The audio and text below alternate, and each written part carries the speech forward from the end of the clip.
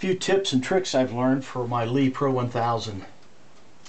Seen a lot of reviews on YouTube that people are having problems and difficulties, and it can be a little finicky, but really I've had very little problems with mine. I've loaded probably 6,000 to 8,000 rounds of 9mm and 380 and had very little problems with it. So let me just share some of the tips, tricks that I've learned. I'm going to start at the top, the powder drop, the canister here. If your powder seems a little clingy in there, a little static, you can use a dryer sheet or even some graphite powder. Just squirt a little, drop a little graphite powder in there and shake it around. It takes care of the static electricity. Also, another problem I've heard people talk about is the powder getting too low and then the drop becoming inconsistent, the powder charge becoming inconsistent. So what I did is I just took a piece of white tape and put a line around here, and that's my stop line. When I start getting close to that, I put more powder in and generally keep it about 7/8 full until it runs down to about within a 1/4 inch of this line, and then I fill it back up again. I never let it go down to the line or below the line, so it's a good visual reminder. Also, for on and off, whether this dispenser is turned on or off, I put a little piece of white tape here so I know where this is sitting as far as relationship to the on-off positioning.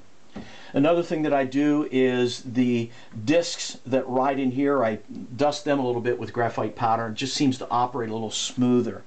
Moving on down the press itself, a lot of people have complained, or a number of people have complained about the primer dispenser and the tray getting hung up in the chute. I don't know how well you can see that here.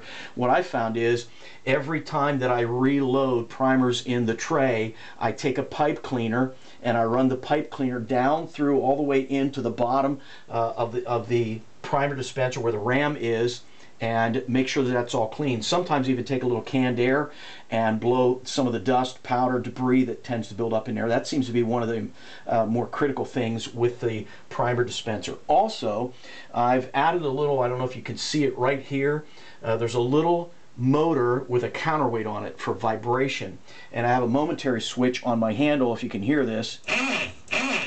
And so while I'm cycling the press, every once in a while I will just hit that little momentary switch, and it causes enough vibration that the primers do not hang up in the tray.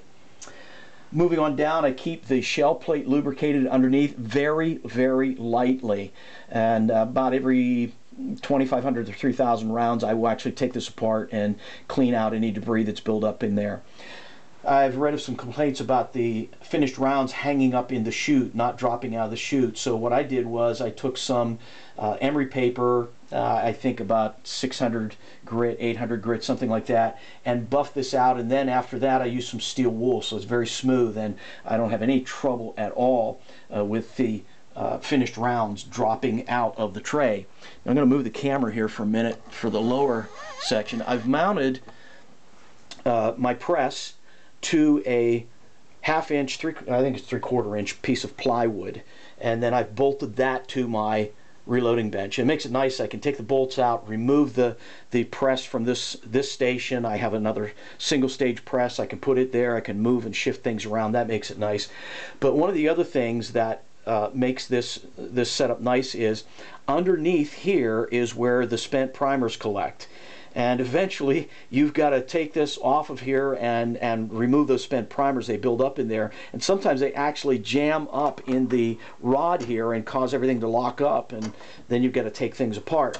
So what I've done is underneath this well, this reservoir here, the bottom, the base of the press itself, is I made a cavity in the wood. I just used some wood bores to make a cavity, and then there's actually, you can't see it from this angle, underneath here a hole in the side going in at an angle underneath here through the wood, so that the primers actually drop out. I have a little gate keeping it closed, but when there's enough primers built up in there, I just take a container, put it underneath here, open up the gate, and all the spent primers, or majority of them, fall out. So I don't have to remove this to get the spent primers out. Neither do the spent primers there then end up binding and the piston as it goes up and down. So those are just a few of the things that I've learned. Like I said, I've had good experience with this. This is my first experience with reloading. Been doing it now for about 1.5 years, maybe close to 9 or 10 months, a year, 9 or 10 months. and I've had good experience with it. Just a couple little hang-ups, but once I got the bugs worked out and keep it clean, and those little tricks that I just mentioned there, and then also keeping the dies clean every so often, cleaning the bodies out, that seems to help as well. So those things have helped me greatly. I very seldom have a problem with this press. If you have any questions, send me a message.